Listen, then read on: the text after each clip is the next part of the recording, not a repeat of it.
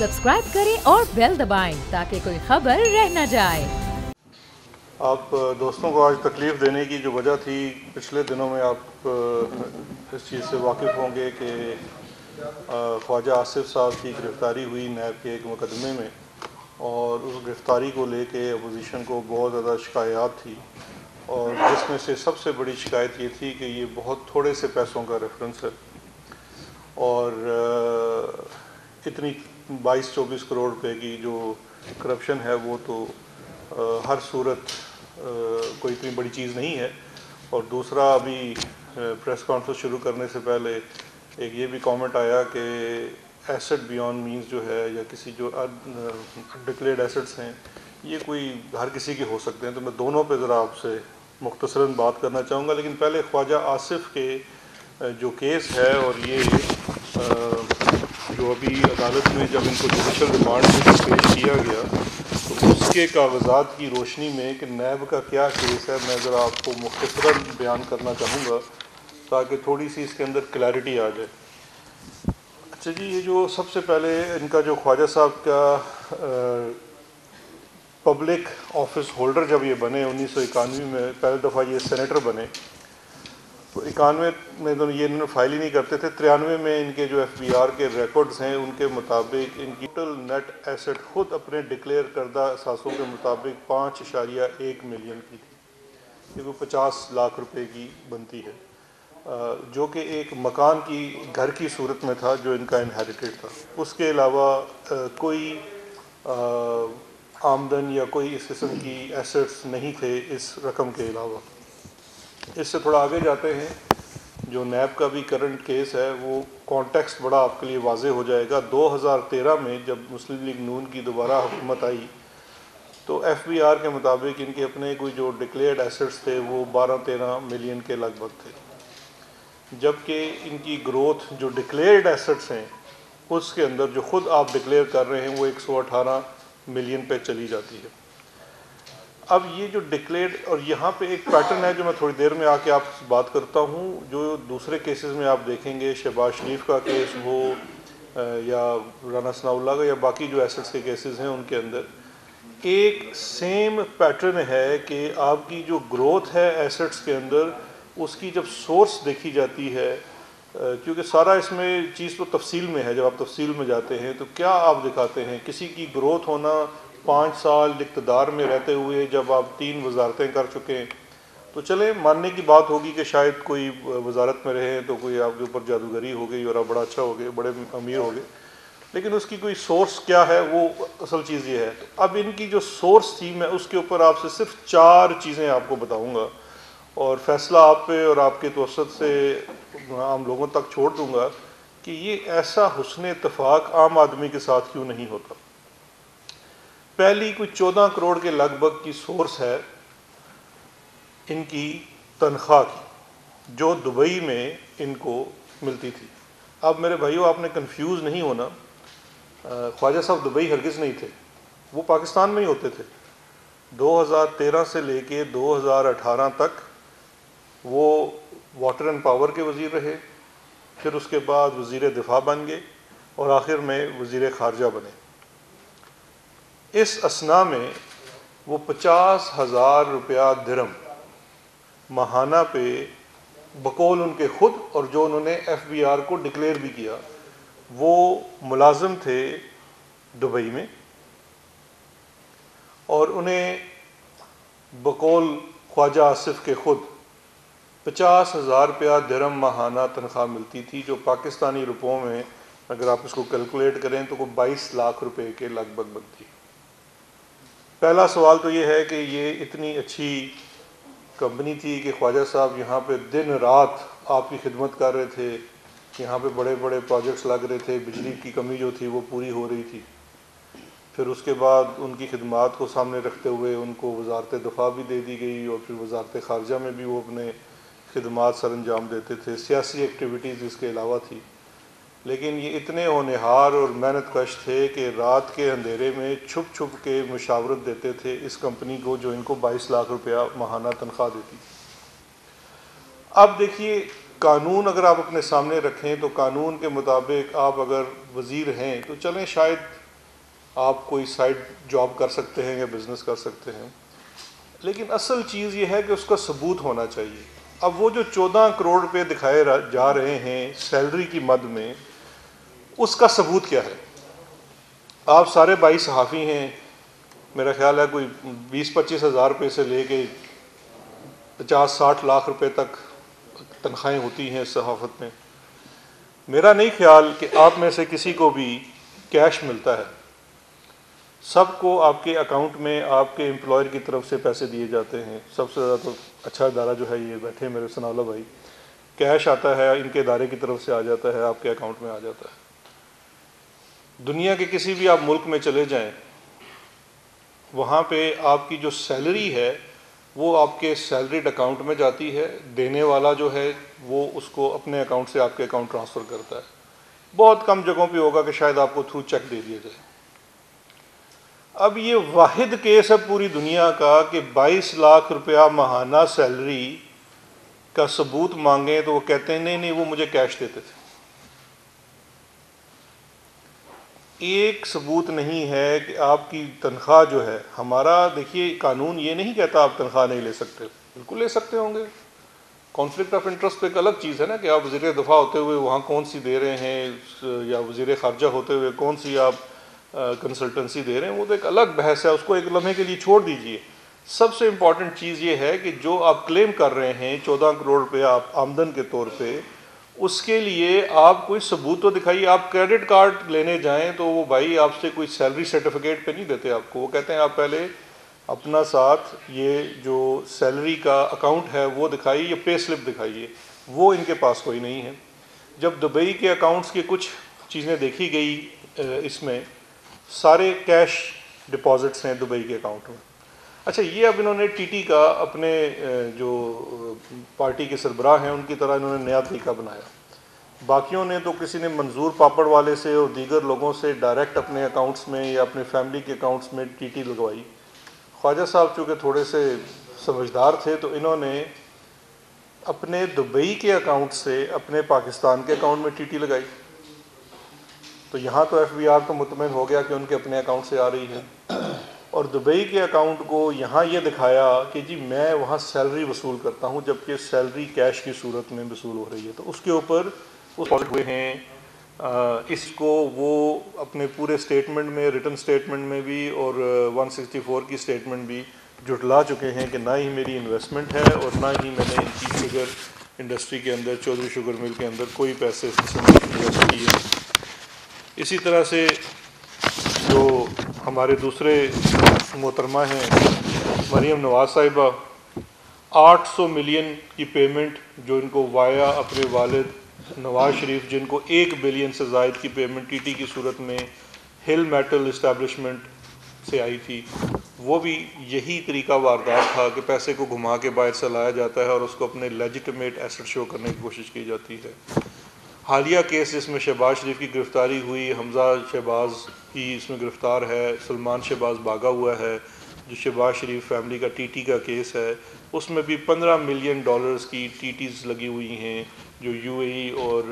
England سے لگی ہوئی ہیں، اور کن لوگوں کے نام ہیں، وہ منظور پاپڑ والا ہے، محبوب ریڈی والا ہے، اس قسم کے لوگ ہیں جن کی آئیڈینٹی استعمال کی گئی ہے۔ تو تھیم تقریباً سیم ہے کہ کس طرح سے ان ایسٹس کو لیجٹمیٹ کرنے کی کوشش کی جا رہی ہے۔ اور اس کے بعد آخر میں آپ آ جائیے جو فیک اکاؤنٹس تھے، فیک اکاؤنٹس کے اندر فلودے والے کا اکاؤنٹ، کسی کا اس طرح کے اکاؤنٹس ہیں جس کے اندر اربوں روپے کی ٹرانزیکشنز کر کے اپنی دکھانے کی کوشش کی گئی ہے۔ اور اب ان سب کے اندر ایک پیٹرن سیم ہے، اور وہ پیٹرن یہ ہے جو میرے بھائی شروع میں بھی بات ہم کر رہے تھے کہ یہ جو ایسٹ بیونڈ نون سورس ہے، یہ پبلک آفس ہولڈر کے لیے کیوں ہے؟ آپ جب اپنے پبلک لائف میں ہیں، آپ کے اوپر آپ کے پاس اختیار ہے، آپ کے پاس ان ایکسپلینڈ ویلتھ ہے، اس ان ایکسپلینڈ ویلتھ کو اگر آپ ایکسپلین نہیں کر پاتے اور اگر آپ پبلک آفس ہولڈر رہے ہیں تو اس کا مطلب ہے کہ آپ نے یہ والا پیسہ کرپشن اور کرپٹ پریکٹسز سے بنایا ہے۔ یہ قانون میرے بھائی آج کا نہیں ہے، یہ قانون 1947 میں پروسیڈز آف کرپشن ایکٹ جو ہے اس کے تحت ہے۔ پھر آپ کا یہ قانون احتساب پہلے جو 96 میں بنا، 95 میں جب نجم سیٹھی صاحب تھے اور رشاد حقانی صاحب آئے تھے کیئر ٹیکر دور میں، اسی کو آرڈیننس آیا اور اس آرڈیننس کو بعد میں اڈاپٹ کیا نواز شریف کی جب گورنمنٹ آئی اور انہوں نے احتساب ایکٹ بنایا جس کے تحت احتساب بیورو بنا، اور اس کی پھر تازہ صورت تھی جو نیشنل اکاؤنٹیبلٹی آرڈیننس 99 کی صورت میں آیا۔ تو یہ کوئی آج کا قانون نہیں ہے، یہ پاکستان تحریک انصاف نے نہیں بنایا ہے، اور اس کے بعد یہ تمام سیکشنز آف لاء جو ہیں اور ایسٹ بیانڈ نون سورس ہے، یہ اگر آپ بڑا ایک مشہور کیس ہے اسون یار ولی کا کیس، سن 2000 کی رپورٹڈ کیس ہے، جس کے اندر نیب کے قانون کی لیجیٹمیسی کو چیلنج کیا گیا تھا، اور یہ تمام چیزیں لارجر بینچ تھا، 9 ممبرز کا تھا شاید یا 7 کا تھا، انہوں نے اس کو اپ ہولڈ کیا تھا انکلوڈنگ دس سیکشن۔ اور پبلک آفس ہولڈر کے پاس اگر ان ایکسپلینڈ ویلتھ ہے تو اس کی پریزمپشن قانون کی یہ ہے، اور یہ قانون کو میں نے نہیں بنایا ہوا یا پاکستان تحریک انصاف نے نہیں بنایا، جتنی پاکستان کی عمر ہے اس وقت سے قانون ہے، اس کا مطلب یہ ہے کہ یہ کرپشن اور کرپٹ پریکٹسز سے اپنے اختیار کو مس یوز کرتے ہوئے پیسہ بنایا ہے،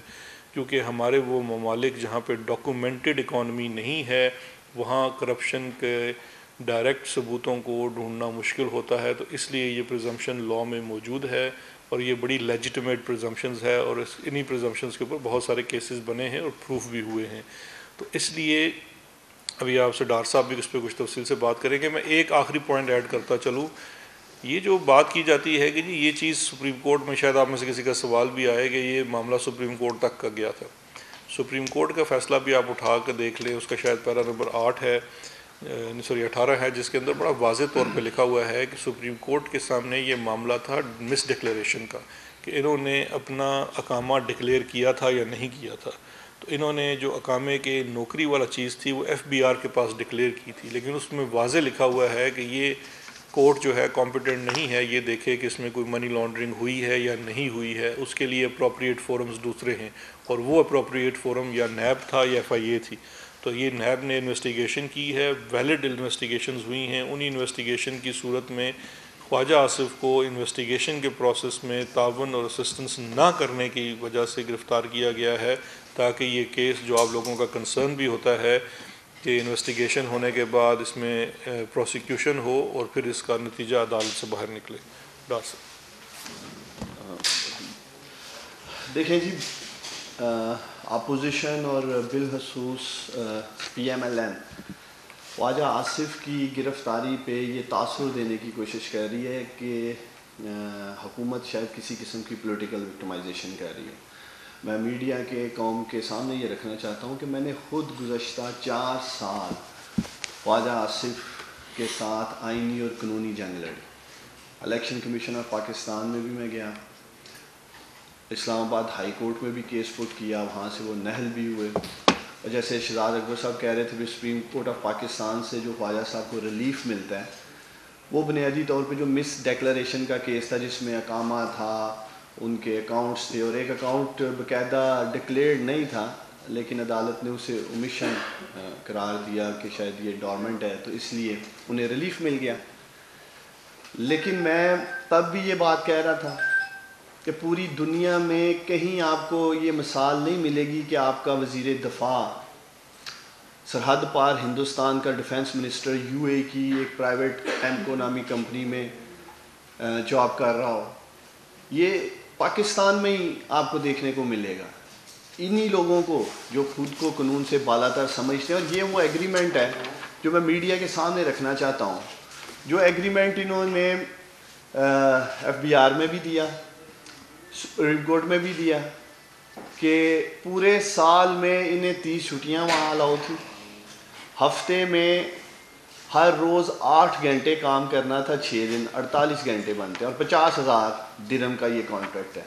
اور جیسے شہزاد اکبر صاحب کہہ رہے تھے، جب اپنے دفاع میں ان سے پوچھا گیا اور وہ 14 کروڑ روپے کے معاملات میں یہ کوئی حساب نہیں دے سکے،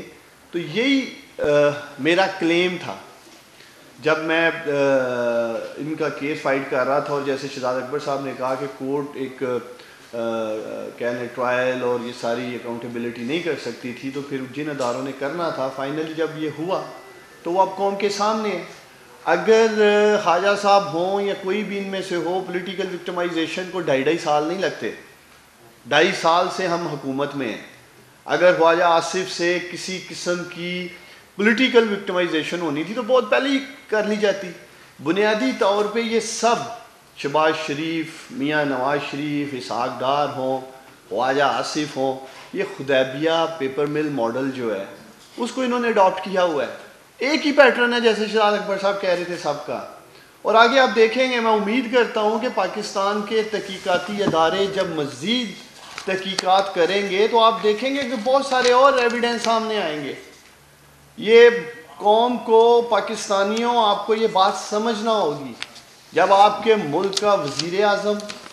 وزیر اور بڑے عہدوں پہ بیٹھے ہوئے لوگ کرپشن کرتے ہیں تو ملک کھوکھلا ہو جاتا ہے، کمزور ہو جاتا ہے. ہم پٹواری کی کرپشن کی اور چھوٹی کرپشن کی جب بات کرتے ہیں اس سے تو عام آدمی کو تکلیف پہنچتی ہے. جب ایسے لوگ، خواجہ آصف جیسے لوگ کرپشن کرتے ہیں، میاں نواز شریف کا کیس آپ کے سامنے ہے، تو پھر ملک کا جو حال ہے، جو معاشی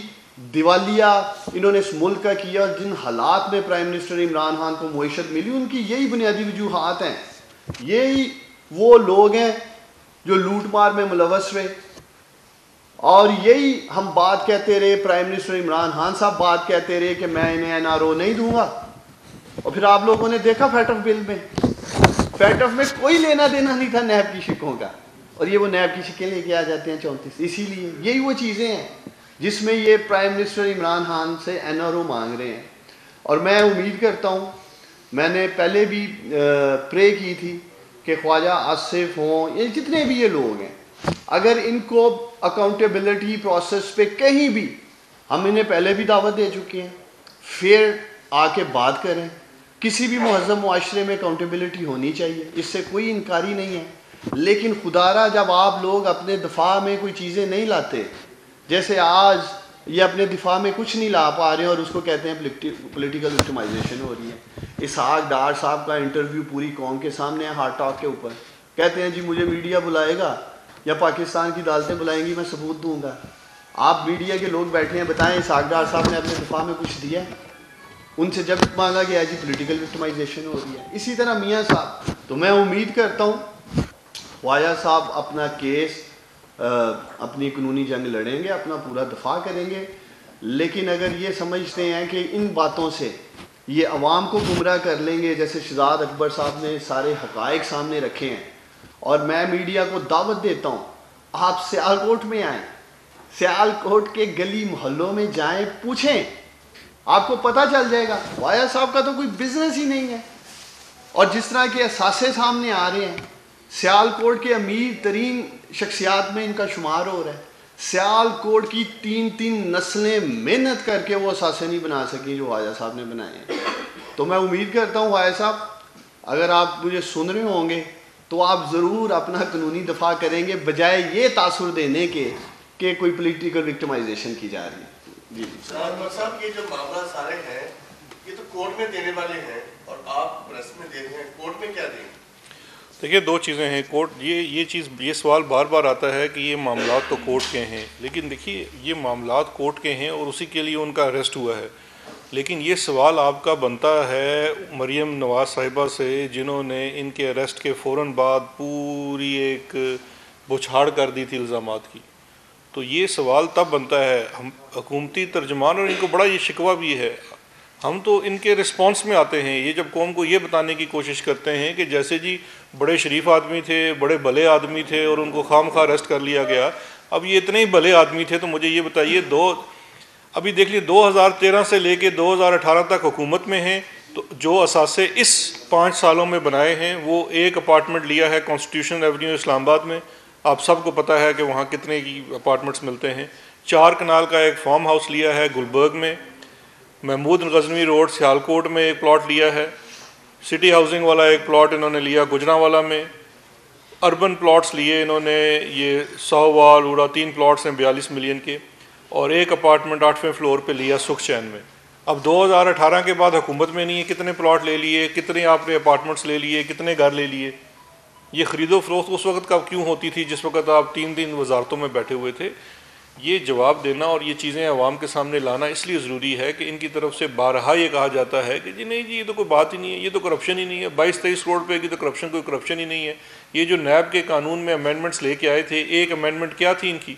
ایک پرپوز امینڈمنٹ یہ تھی کہ 1 ارب سے نیچے والی کرپشن جو ہے وہ نیب کے پاس نہیں جانی چاہیے۔ تو وہ سوال میں نے ان سے کیا تھا میٹنگ میں بیٹھے ہوئے، تو اس کو کیا کریں بھائی، وہ اگر 99 کروڑ کی کسی نے کی ہو، انہوں نے کہا جی FBR کو دے دیں،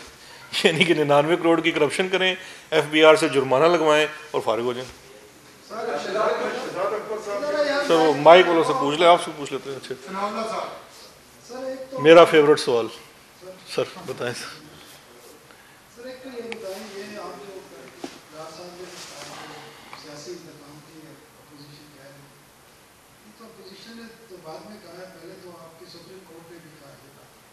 سپریم کورٹ نے سوالات اٹھائے ہیں، خاص کر بے روزگاری کی اسٹیج کو گرفتار کر لیتے ہیں اور صرف اپوزیشن کے جو لوگ ہیں ان کو گرفتار کیا جاتا ہے۔ کوئی کوٹ کر دیں گے ججمنٹ نمبر کو کس دفعہ؟ نہیں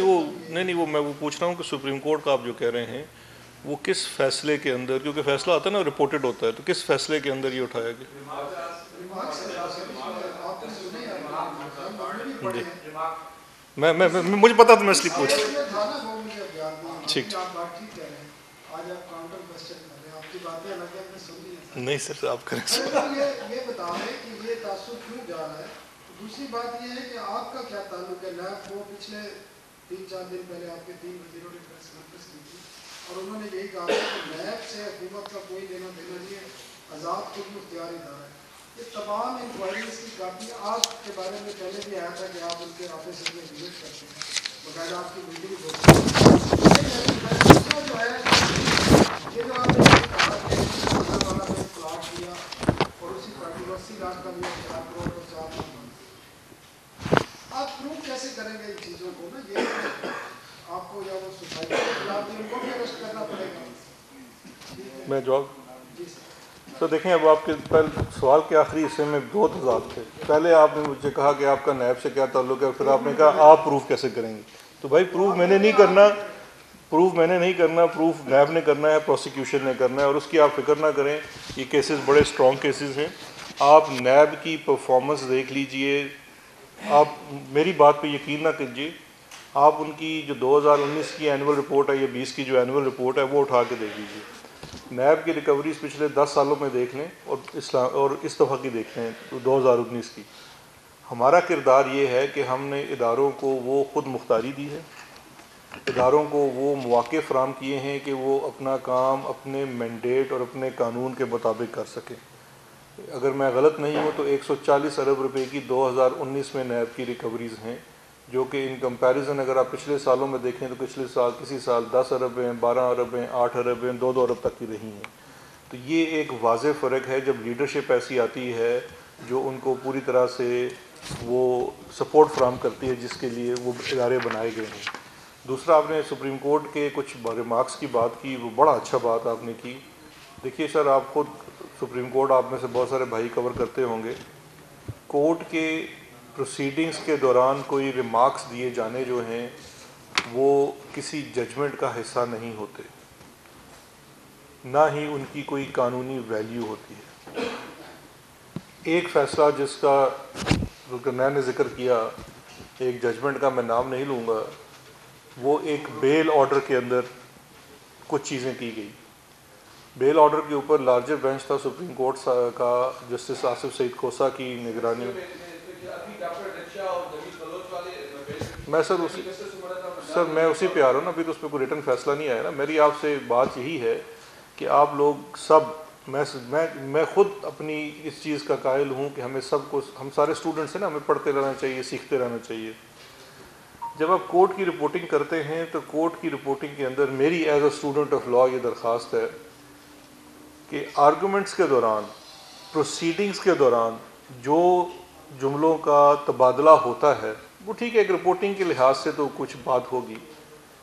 بٹ وہ سوالات ہوتے ہیں جو مائنڈ کو ایجیٹیٹ کرنے کے لیے کیے جاتے ہیں اور وہ ہوتے ہیں۔